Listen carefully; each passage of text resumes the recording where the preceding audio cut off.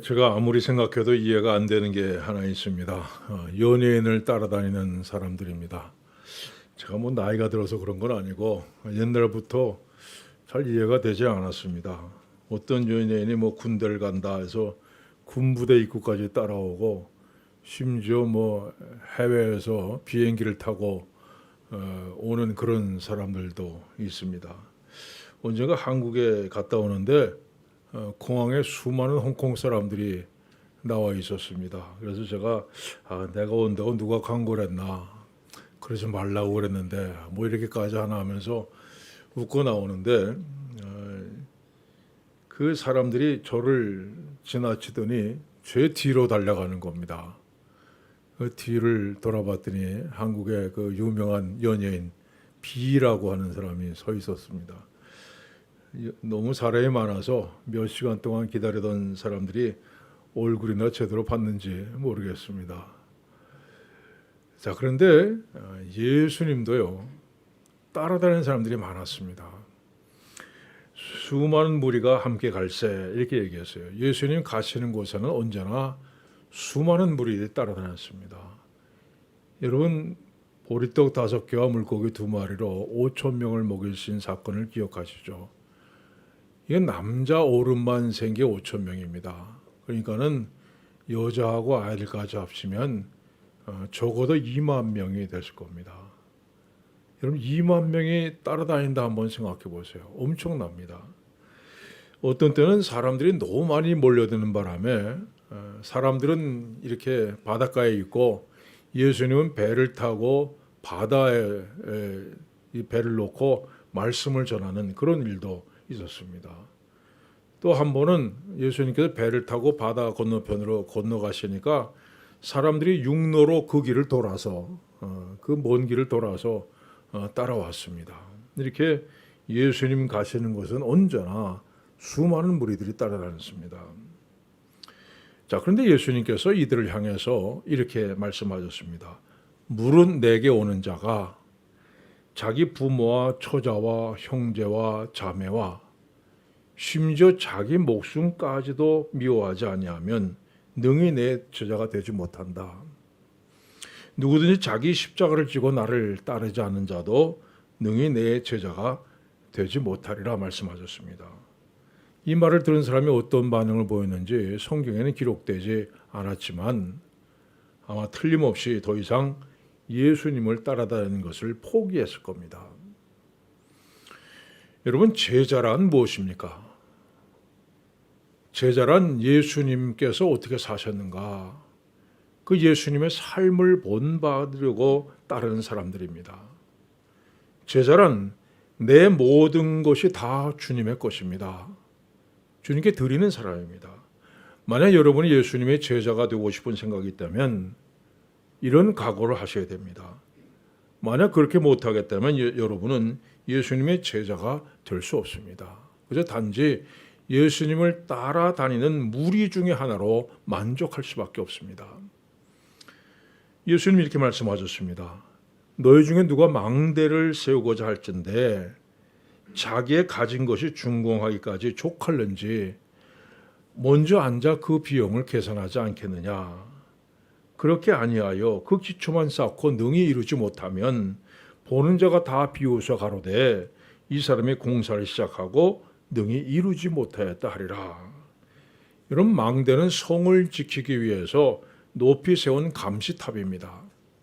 자, 망대를 세울 때는 적이 공격해 온다고 해도 파괴되지 않도록 든든하게 지어야 됐습니다. 자, 그런데 망대를 세우겠다는 생각을 했다면 당연히 그 비용이 얼마나 들지 계산을 먼저 해야 된다는 겁니다. 무조건 시작부터 해놓고 나중에 돈이 모자라서 공사를 중단한다면 그 얼마나 웃음거리가 되겠느냐 하는 얘기입니다. 여러분 마찬가지입니다. 여러분이 예수님을 따르기로 결심했다면 그것을 위해서 마땅히 지불해야 할 대가를 생각해야 된다는 겁니다. 때로는 시간을 희생해야 될 때가 있습니다. 때로는 몸으로 봉사해야 될 때가 있습니다. 때로는 물질을 드려야 될 때가 있습니다. 자, 이런 것들을 미리 예상하지 않고 무조건 제가 예수님을 따르겠습니다 했다가 나중에 내가 생각했던 건 이게 아닌데 하면서 중간에 포기한다면 공연이 헛수고 나고 다른 사람에게 비웃음거리만 된다는 겁니다. 이어서 이렇게 말씀하셨습니다. 또 어떤 임금이 다른 임금과 싸우러 갈 때에 먼저 앉아서 1만 명으로서 저 2만 명을 거리고 오는 적을 대적할 수 있을까 헤아리지 아니하겠느냐. 만일 못할 터이면 아직 그가 멀리 있을 때 사신을 보내 화천을 청하지니라. 전쟁을 하기 전에 먼저 계산을 해보라는 겁니다. 우린 10,000명밖에 안 되는데 지금 적은 2만 명이다. 그러면 우리가 과연 이 전쟁에서 이길 수 있겠는가 계산을 해보라는 겁니다. 만약 이길 수 없다는 판단에 서면 빨리 가서 화친 조약을 맺으라는 겁니다. 자, 여러분이 교회에서 직분을 맡았습니다. 그렇다면 그 직분을 맡기 전에 내가 먼저 이 직분을 감당할 수 있을까를 생각해 봐야 됩니다. 예를 들어서 집사의 직분을 맡는다면 이 직분을 감당하기 위해서 내가 희생해야 될 것이 무엇인가를 먼저 생각해야 됩니다. 그리고 각오가 선 다음에 직분을 맡아야지 덜컥 맡아놓고 제대로 감당하지 못하면 그건 어리석다는 말씀입니다. 질 것을 뻔히 알면서도 전쟁하러 나가는 어리석은 임금과 같다고 말씀합니다. 그러면서 이렇게 말씀하십니다. 소금이 좋은 것이나 소금도 만일 그 맛을 잃으면 무엇으로 짜게 하리요? 땅에도 거름에도 쓸데없어 내버리느니라. 여러분, 내 모든 것을 주님께 드릴 각오가 되어 있지도 않으면서 내가 예수님 제자가 되겠습니다 나서면 모양은 제자인데 맛은 제자가 아니다는 거예요. 아무짝에도 쓸모없는 사람이 된다는 겁니다. 자, 여러분 어떤 사람 되고 싶습니까? 예수님의 제자가 되고 싶습니까? 아니면 단지 예수님을 따르는 무리가 되고 싶습니까? 여러분, 한 가지 분명한 사실은 고난이 없으면 영광도 없다는 겁니다. 내가 죽도록 충성하라. 그러면 내가 생명의 관을 내게 주리라 말씀하셨습니다. 죽도록 충성하는 사람만이 영광의 면류관을 받을 수가 있다는 겁니다. 여러분, 둘 중에 하나를 선택하시기 바랍니다.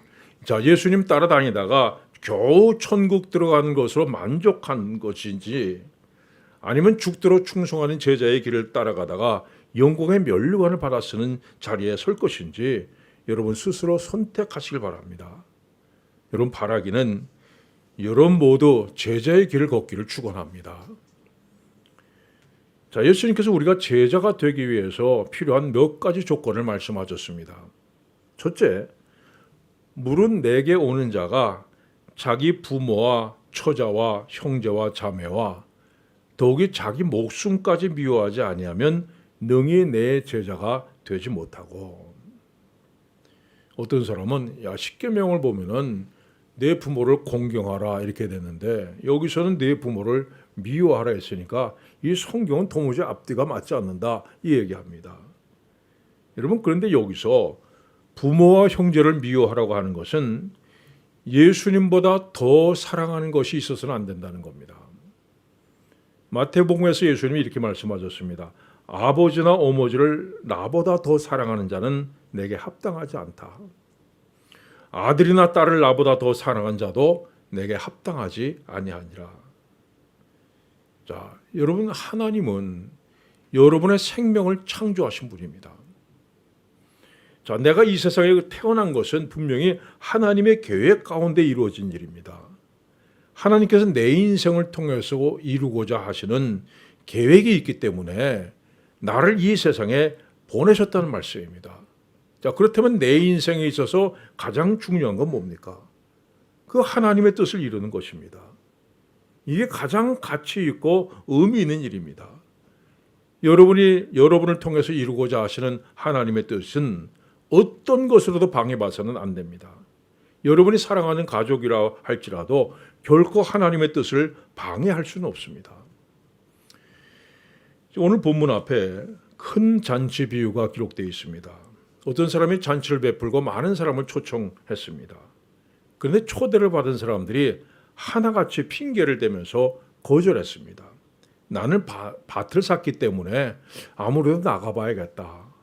나는 소를 10마리 샀기 때문에 소가 어떤지 살펴봐야겠다. 나는 장가가 들었기 때문에 잔치에 못 간다. 여러분 하나같이 나는이라고 얘기합니다. 나는 밭을 샀기 때문에, 나는 소를 샀기 때문에, 나는 장가 들었기 때문에. 여러분 기억하세요. 여러분이 예수님의 제자가 되려면 나는이라는 말을 절대로 쓰면 안 됩니다. 주님께서 나를 따르라 하실 때 나는 급한 일이 있어서 지금 따를 수 없습니다. 난 지금 중요한 일을 하고 있기 때문에 지금은 따라갈 수 없습니다. 여러분 이렇게 하면 절대로 예수님의 제자가 될 수 없습니다. 예수님의 제자들 보십시오. 예수님 부르실 때 그들이 어떻게 했습니까? 그들이 곧 그물을 버려두고 예수를 따르니라. 그들이 배와 아버지를 버려두고 예수를 따르니라. 여러분 이 사람들은 나는이라고 얘기하지 않았습니다. 난 조금 있다가 따라가겠습니다. 난 이것부터 해놓고 따라가겠습니다. 예수님께서 부르실 때 그 즉시 모든 것을 버리고 예수님을 따랐습니다. 이 세상에 그 무엇도 제자들을 통해서 이루고자 하시는 하나님의 뜻을 방해할 수가 없었습니다. 예수님께서 겟세마네 동산에서 간절하게 기도하셨습니다. 아버지여, 만일 아버지의 뜻이거든 이 잔을 내게서 옮기시옵소서. 그러나 나의 원대로 마옵시고 아버지의 원대로 되기를 원하나이다. 이 기도를 들으신 다음에 사람들에게 붙들려 재판을 받으십니다. 빌라도가 이르되 그들이 너를 쳐서 얼마나 많은 것으로 증언하는지 듣지 못하느냐 하되 한마디도 대답하지 아니하시니. 여러분 예수님께서 아무 말도 하지 않으신 이유가 뭡니까? 자, 예수님은 재판에서 무죄 선고받고 풀려나는 게 목적이 아닙니다. 유죄 선고받고 십자가에 달리는 것이 하나님의 뜻이라는 것을 아셨기 때문입니다. 예수님은 나는 변명하지 않으셨습니다. 마침내 마지막 숨을 거두실 때에 다 이루었다 말씀하셨습니다. 예수님이 이 땅에 보내신 하나님의 뜻을 이루기 위해서 자기 목숨까지 버리셨습니다. 그리고 우리에게 말씀하십니다. 물은 내게 오는 자가 부모와 처자와 형제와 자매와 더욱이 자기 목숨까지 미워하지 아니하면 능히 내 제자가 되지 못한다. 여러분을 통해서 이루고자 하시는 하나님의 뜻은 어떤 것으로도 방해받아서는 안 됩니다. 자, 두 번째로 누구든지 자기 십자가를 지고 나를 따르지 않는 자도 능히 내 제자가 되지 못하리라. 이 십자가는 본래 자기 죄 때문에 지는 겁니다. 내가 죄를 지었기에 내가 죽을 죄를 졌기 때문에 내가 못 박혀 죽을 십자가를 내가 지고 가는 겁니다. 그런데 예수님께 지신 십자가는 어떤 십자가입니까? 보라, 세상 죄를 지고 가는 하나님의 어린 양이로다. 예수님 진 십자가는 자기 죄 때문이 아니라 세상 사람들의 죄 때문에 지은 십자가입니다. 그래서 자기 십자가를 지고 나를 따르라 이 말씀은 우리 역시 다른 사람의 죄를 대신해서 십자가를 져야 한다는 말씀입니다. 여러분 우리가 세상을 살다 보면 참 억울한 일을 당할 때가 많습니다. 뭐 내가 하지도 않은 말을 했다고 뒤집었을 때도 있고 내가 하지도 않은 행동을 했다고 누명을 쓸 때도 있습니다. 이 억울하다는 것은 정말 참기 어려운 고통입니다. 뭐 속을 열어서 보여줄 수도 없고 혼자 끙끙 앓을 수밖에 없는 고통이에요. 아닌 땐 굴뚝에 연기 나냐고 내가 그럴 만한 이유가 있어서 그런 일을 당하는 것이라는 소리를 들 때는 정말 미치도록 괴롭습니다. 그러나 여러분이 예수님의 제자가 되길 원한다면 다른 사람하고 싸워서 이기려고 해서는 안 됩니다. 오히려 저주해야 되고 내가 잘못한 일이 없음에도 불구하고 내가 먼저 화해하자고 나서야 됩니다. 그저 모든 게 내가 부족해서 일어난 일이라고 내가 못났기 때문에 일어난 일이라고 인정해야 됩니다. 여러분 그 이유가 무엇입니까? 우리가 그와 함께 영광을 받기 위하여 고난도 함께 받아야 될 것이니라. 주님께서 십자가의 고난을 받으신 것처럼 우리도 십자가를 지는 고난을 통해서 주님의 영광에 동참할 수 있기 때문입니다. 그러면 주님이 받으신 영광은 뭡니까? 그는 그 앞에 있는 기쁨을 위하여 십자가를 참으사 부끄러움을 개의치 아니하시더니 하나님 보좌 우편에 앉으셨느니라. 여러분, 우리는 이 세상을 바라보고 사는 사람들 아닙니다. 그저 세상에서 인정받고 세상에서 칭찬받고 세상에서 존경받는 것이 우리 인생의 목표가 아니라 하나님께서 인정해 주시고 하나님 앞에서 영광을 누리며 사는 것이 우리 인생의 목표입니다. 우리 그리스도인은 세상 사람들과는 전혀 다른 가치관을 가지고 사는 사람들입니다. 자, 그래서 여러분 살면서 어려운 일 만나면 아무런 잘못이 없는 십자가를 져야 하는 고통을 만나면 그것이 바로 내가 져야 될 십자가인 것을 깨닫게 되시길 바랍니다. 누구든지 자기 십자가를 지고 그것이 바로 내 십자가인 줄 알고 묵묵히 그 십자가를 지고 주님 따라가야 비로소 예수님 제자가 될 수 있다 말씀합니다. 세 번째로 이와 같이 너희 중에 누구든지 자기의 모든 소유를 버리지 아니하면 능히 내 제자가 되지 못하리라 말씀하셨습니다. 여러분, 자기 소유를 다 버리라 말씀하세요. 그건 어떡합니까? 오늘부터 다 버리고 노숙자가 되란 말씀입니까? 여러분, 이 말씀은 내 모든 소유가 이건 내 것이 아니라 하나님의 것입니다. 이걸 인정하라는 말씀입니다. 자, 여러분 이미 이 사실을 알고 있습니다. 그런데 알고 있는 것과 실제로 사는 것이 다른 게 문제입니다. 우리가 말로는 내 모든 것은 하나님의 것입니다. 하나님께서 내게 주신 것입니다. 이렇게 얘기하는데 마음속으로는 이 모든 건 내 겁니다. 여러분, 이중적인 모습이 있습니다. 예수님께서 말씀하신 어리석은 부자의 비유가 있습니다. 농사가 잘 돼서 수확을 많이 했습니다. 그래서 이렇게 얘기합니다. 내가 곡식 쌓아둘 곳이 없으니 어찌할까? 내가 이렇게 하겠다. 내 곡간을 헐고 더 크게 짓고 내 모든 곡식과 물건을 쌓아두리라.